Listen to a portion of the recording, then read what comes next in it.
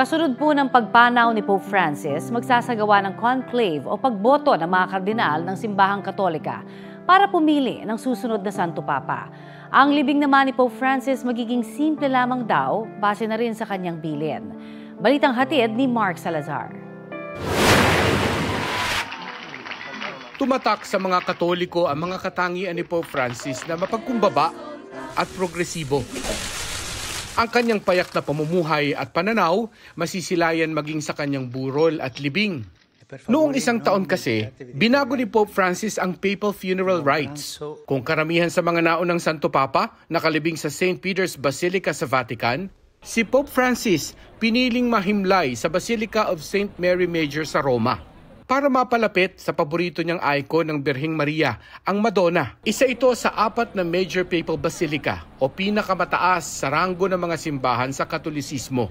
Siya ang magiging unang Santo Papang ililibing sa labas ng Vatican. Matapos ang mahigit 1 siglo, hiniling din niyang malagak sa isang simpleng kabaong na gawa sa kahoy. Hindi gaya sa mga nauna sa kanya na inilagay sa 3 layer ng kabaong na gawa sa cypress at oak. Ayaw rin niyang i-display sa St. Peter's Basilica ang kanyang mga labi.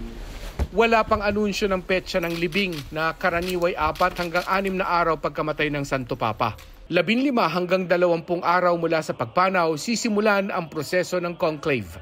Dito magtitipon-tipon ang mga cardinal sa Sistine Chapel at hindi makakalabas para pagbotohan kung sino sa kanila ang hahaliling Santo Papa. Lahat ng mga cardinal na wala pang edad 80 maaaring bumoto sa pamamagitan ng secret ballot. Kailangang makamit ang botong hindi bababa sa 2/3 plus 1. Sa 2 nagdaang conclave, inabot ng 2 araw ang botohan. Sinusunog ang mga paper ballot kada voting round. Kung walang nailuklok, itim na usok ang lalabas sa chimney ng Sistine Chapel. At kung meron na, lalabas ang usok na puti at formal nang ipoproklama ang Habemus Papam. Mark Salazar, nagbabalita para sa GMA Integrated News. Ito ang GMA Regional TV News. Mainit na balita mula naman sa Luzon, hatid ng GMA Regional TV. Arestado po ang isang Chinese national matapos makipaghabulan sa mga pulis sa Dasmariñas, Cavite. Chris, bakit naman siya nakipaghabulan sa mga pulis? Tony, may mga nabangga na kasing ibang sasakyan ang Chinese national na nagmamaneho noon ng isang SUV. Sa video, kita pa ang pagtakas ng SUV sa mga humahabol na pulis sa Barangay Paliparan 3 kahit flat na ang gulong nito. Napahinto sa Center Island ang sasakyan at doonan nilapitan ng mga pulis at inaresto ang driver. Batay sa investigasyon, lasing ang Chinese national nang mangyari ang insidente. Bago mahuli, may nabangga na siyang jeep at isa pang sasakyan bago tumama sa Center Island. Maharap siya sa reklamong reckless imprudence resulting in multiple damage to properties at Anti-Drunk and Driving Act. Walang pahayag ang suspect.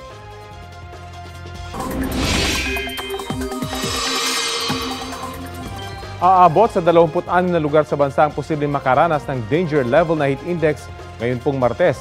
Ayon sa Pag-asa, posibleng umabot sa 46 degrees Celsius sa San Ildefonso, Bulacan, 45 degrees Celsius sa Dagupan, Pangasinan, 44 degrees Celsius sa Tuguegarao, Cagayan, 43 degrees Celsius sa Apari, Cagayan, Etiagi, Isabela, Baler, Aurora, Olongapo City, Sangli Point, Cavite, Puerto Princesa, Aborlan at Cuyo sa Palawan, at sa Dumangas, Iloilo. Posible namang umabot sa 42 degrees Celsius ang heat index sa ilan pang bayan at lungsod sa Luzon, maging sa Northern Samar at sa Zamboanga. Extreme caution level pa rin ang asahang alinsangan dito po sa Metro Manila. 41 degrees Celsius sa Pasay, habang 40 degrees Celsius dito po sa Quezon City. Malaking bahagi pa rin ng bansa ang apektado ng mainit na easterlies ayon sa Pag-asa, habang mataas ang tsansa ng ulan ngayon sa Mindanao dahil po sa Intertropical Convergence Zone o ITCZ. Mga kapuso, kung hindi magiging maulap o maulan sa inyong lugar ay maaari niyong masilayan ng Lyrid meteor shower. Mamayang gabi ang peak activity ng mga nasabing bulalakaw. Hanggang 18 meteors ang maaari daw makita kada oras.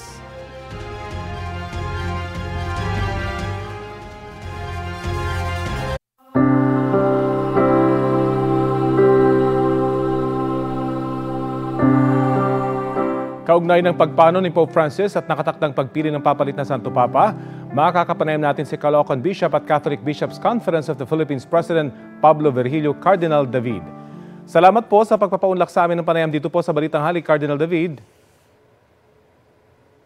Walang anuman at gandang tanghali sa inyo lahat. Apo, kumusta po yung paghahanda nyo sa inyong biyahe pa Vatican? Lahat na po ba ng mga kardinal patungo na sa Vatican?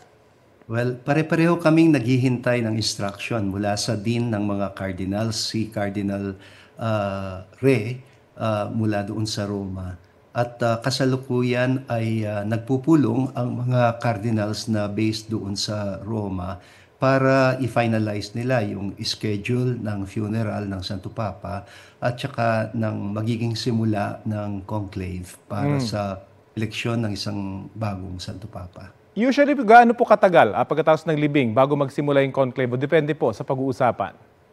Well, depende talaga yan sa pag-uusap at usually anywhere between 10 to 15 days pagkatapos ng pagkatapos ng funeral, anywhere between 10 to 15 days ay ginaganap yung conclave. Speaking of conclave, ano po inaasahan nyo dito sa Papal Conclave? Sa lahat ng mga nangyayari ngayon sa buong mundo, anong direction po kayang pupunta natin nitong conclave na inyong dadaluhan? Well, siyempre, bago yung conclave, nagluluksa muna tayo sa pagpanaw ng ating mahal na Santo Papa. At medyo in a state of disbelief pa kami kasi hindi talaga siya inaasahan. Akala namin ay nagre-recover na talaga siya. Pero napakaganda ng timing ng kanyang pagpanaw dahil ito ay Easter Monday. No? At ang last message niya sa buong mundo ay isang Easter message na masaya. And ang tinutukoy niyang mga luha na dapat iluha natin ay luha daw ng kaligayahan. Tapos biglang lumuluha tayo ng luha ng kalungkutan. Pero dated naman talaga ang luha ng kalungkutan sa luha ng kaligayahan. Kasi si Pope Francis din ang madalas magsabi na mas malinaw daw na makakakita ang mga mata na hinugasan ng maraming luha. So very up po ba yung pagpanaw ni Pope Francis? Gayon nakabalik siya mula sa pagkakasakit. Marami nga nagsasabing pagaling na siya pero bigla nga siyang pumanaw at a very timely day dito po sa Roman Catholic calendar. Oo, totoo. Kasi itong Easter Sunday ang pinaka-importanting kapistahan ng kalendaryo ng Simbahang Katolika. At yun, na parang na-fulfill siguro niya yung pangarap niya na matapos ang Kwaresma niya sa Paskong Pagkabuhay. At nangyari nga siya. And kaya in a way, kahit nalulungkot tayo, masaya din tayo para sa kanya. Paano niyo po ilalarawan yung kabuuang lagay ng Simbahang Katolika sa pagpanaw po ni Pope Francis? At tulad ng nabanggit ko, pagluluksa. So nagluluksa ang buong Simbahang Katolika ngayon. Kahit yung nga, panahon ng dapat pagsasaya dahil panahon ng Easter ng pagkabuhay. At ang panahon ng pagkabuhay, 50 araw yan hanggang sa araw ng Pentecostes. Ang araw na ipagdiriwang natin, ang pagbaba ng pasalubong ng Panginoon, ang Espiritu Santo. Pero ito, parang dahil nataon siya sa biglang pagpanaw ng ating mahal na Santo Papa, nasabayan siya ng pagluluksa. Pero yun nga, nilagay niya sa tamang liwanag ang ating pagluluksa. Magluksa tayo pero dapat isang pagluluksa na may pag-asa. Pagluluksa na mayroon pa ring galak dahil sabi ko nga, ang mga matang nahugasan ng maraming luha ay mas nakikita, nasisilayan ang pag-asang hatid ng pagkabuhay. Cardinal, sa palagay niyo ba na ihanda ni Pope Francis yung Simbahang Katoliko sa kanyang pagpanaw, sa kanyang paglisan, hindi lang bilang Pope, kundi sa kanyang aral sa tagal ng kanyang panunungkulan sa simbahan? Ay, oo naman. At itong Santo Papa na to ay maraming aral na naituro sa simbahan sa mga nakaraang taon ng kanyang paglilingkod bilang obispo ng Roma. Kaya siya Santo Papa dahil obispo siya ng ng simbahang tinuturing nating pinakapinuno ng maraming mga simbahan sa Universal Church, no? At yung mga panulat niya, mga turo niya, mga homily niya ay talagang kakaiba. At sa tingin ko, ito yung Santo Papa talaga na nagturo sa simbahan na matutong makinig. Kasi laging ang konsepto natin ng simbahan, mga pinuno ng simbahan, pinakikinggan. Pero kung ibig nating pakinggan tayo, matuto tayong makinig. Matuto tayong magbukas ng pinto at magpatuloy. At hindi lang magbukas ng pinto para magpatuloy, kundi magbukas ng pinto para lumabas. Para lumabas sa mga laylayan ng simbahan, sa laylayan ng lipunan. At matutong makilakbay sa lahat ng kapwa, hindi lang sa kapwa Katoliko, Kristiyano, kundi sa lahat ng kapwa-tao at lahat ng kapwa nilalang. Ganyan si Pope Francis na napaka-inclusive niya, yung welcoming niya. At lagi niya tayong tinuturuan na magpakumbaba at matutong makilakbay. Well, abangan po namin yung inyong pagtungo sa Vatican and of course yung conclave na kasunod nitong paglilibing kay Pope Francis. Maraming salamat po sa oras na ibinahagi nyo sa Balitang Hali. Okay. Caloocan Bishop at CBCP President Pablo Virgilio Cardinal David.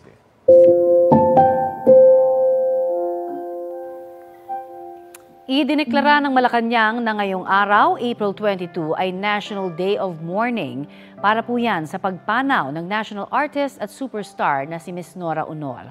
Ang update sa kanyang state funeral sa libingan ng mga bayani sa ulat on the spot ni Jonathan Andal. Jonathan?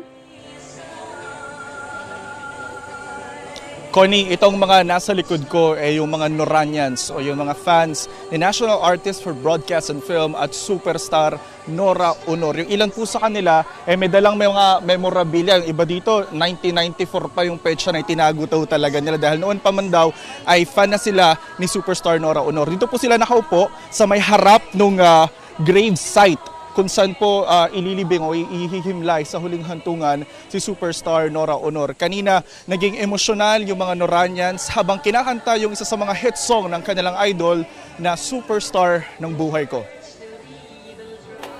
Ikaw ang superstar, ang star ng buhay ko. Nasa 100 Noranians ang nag-aabang na rito sa pagdating ng labi ni Nora. Ganito ang magiging proseso ayon sa Philippine Army. Pagdating sa gate, bibigyan si Nora ng departure honors. Ililipat ang kanyang kabaong sa military caisson o karwahe ng militar para sa funeral march. Sa marcha, nasa likod ng karwahe ang pamilya ng superstar at isang batalyong honor guard. Pagdating sa puntod, bibigyan siya ng final benediction o pagbabasbas at magkakaroon ng final viewing para sa pamilya, kaibigan, fans at iba pa. Bilang National Artist for Film and Broadcast Arts, gagawaran si Nora ng 3 volleys of fire. 3 set yan ng tigpipitong putok ng rifle gun. Sunod niyan, ititiklop ang watawat ng Pilipinas na nasa kabao ng superstar at saka ito iaabot ng militar sa pamilya ni Nora. Base sa tradisyon, bandang alas 12 ng tanghali ihimlay na si Nora sa kanyang huling hantungan. Kanina, wala pa man ang mga labi ng superstar, emosyonal na ang ilan sa kanyang fans. Narito ang ilan sa kanyang fans. Mahal na mahal namin si Nora. Talagang wala na hong tutulad sa kanya. Wala hong siyang pinipiling tao. Lahat mahirap.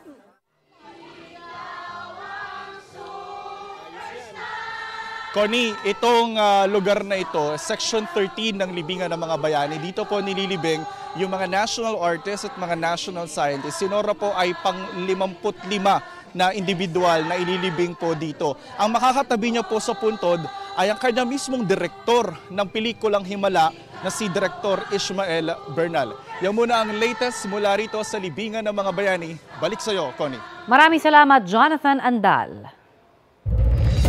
Ito ang GMA Regional TV News. Mainit na balita mula sa Visayas at Mindanao, hatid ng GMA Regional TV. Patay ang isang barangay kagawad sa New Lucena, Iloilo matapos masaksak ng isang lalaki. Sarah, ano yung ugat ng krimen? Rafi, umagit na raw ang Barangay Kagawad sa komosyon na nagsimula dahil sa pambabastos umano ng 35 anyos na sospek. Sa isang video, makikitang tinatakbuhan ng isang lalaki ang dalawang iba pang lalaki na humahabol sa kanya. Ang isa sa mga nanghahabol may dalang panaksak. Base sa investigasyon, nambastos ang sospek ng isang tindera ng hito. Sinita raw ng iba pang tindera ang lalaki hanggang magkaroon ng komosyon. Doon na rumisponde ang 50 anyos na Barangay Kagawad na nasaksak ng kutsilyo sa tiyan. Depensa ng sospek, hindi niya intensyong mapatay ang biktima matapos siyang pagtulungan ng mga tao. Maharap siya sa reklamong homicide.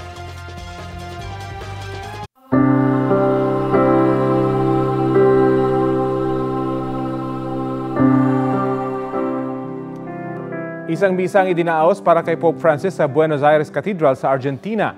Sa nasabing simbahan naglingkod dati si Pope Francis noong siya isang arsobispo pa lang. Dumagsa roon para mag-alay ng dasal ang mga kababayan ng pumanaw na Santo Papa. Muling binigyang pugay ng mga Argentinian ang walang sawang paglilingkod ni Pope Francis, lalo na sa mahihirap at sa pagtataguyod niya ng mga progresibong reforma. 1936 nang isilang ang Santo Papa sa pangalang Jorge Mario Bergoglio.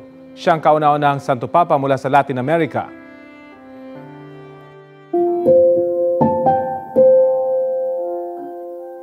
Dadalhin na sa libingan ng mga bayani sa Taguig City ang mga labi ng national artist at superstar na si Nora Honor. Bago mag-alas 11 ng umaga ay natapos ang tribute program para kay Nora Honor dito sa Metropolitan Theater. Binigyan siya ng standing ovation bilang pagkilala sa kanyang di matatawarang ambag bilang isang alagad ng sining. Ilan sa mga tumatak na pelikula ni Ate Guy ang Himala, 3 taong walang Diyos, Banawe, Stairway to the Sky, Bona, Minsay Isang Gamo-Gamo, Sidhi at The Floor Contemplation Story. Bukod sa pagiging mahusay na aktres ay napaka-generous din daw ni Nora at mapagmahal sa kanyang fans at sa mga ordinaryong tao. Sa lobby ay sinabuyan naman ng petals ang kanyang kabaong at muling tumanggap ng masigabong palakpakan. Sa mga sandaling ito ay papunta na ang convoy ng kanyang hearse sa libingan ng mga bayani kung saan bibigyan siya ng isang state funeral bilang isang pambansang alagad ng sining.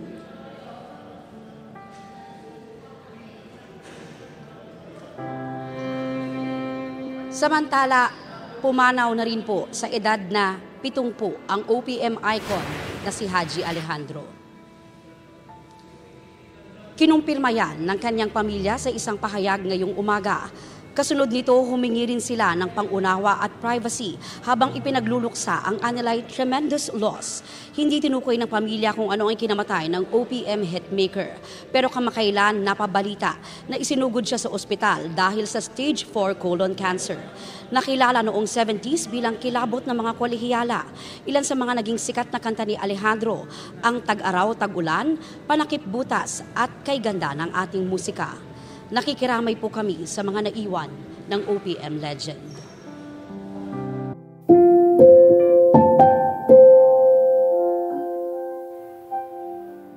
Sa mga sandaling po ito ay dumating na nga sa libingan ng mga bayani sa Taguig ang labi ni Nora Honor para sa igagawad sa kanyang state funeral. At nakikita nga po natin na ito ngayon ay napapalibutan na ng mga kawani ng Sandatahang Lakas ng Pilipinas. Gayun din, syempre ito po ay hahatakin ng isang puting jeep. At ito nga ho ay ihahabol sa alas 12 na sinasabing pagbibigay sa kanya ng state funeral sa kanya pong huling hantungan. At doon naman sa area ho kung saan naghahantay ang ilan sa mga Noranians ay nakikita natin kanina pa rin ang kanila hong taus-pusong syempre pakikiramay sa nag-iisang superstar. At kahit na mainit ang panahon ay naroon din at nag-antabay ang ilan pa ho sa kanyang mga mahal sa buhay at mga fans ng ating pong yumaong superstar.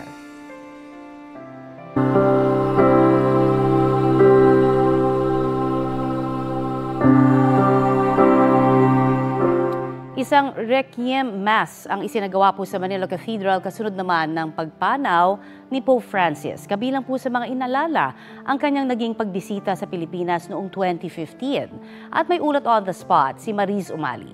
Maris? Connie, taimtim nga ang isinagawang Requiem Mass na idinaos kaninang umaga sa Manila Cathedral para sa kaluluwa ng pumanaw na Santo Papang si Pope Francis.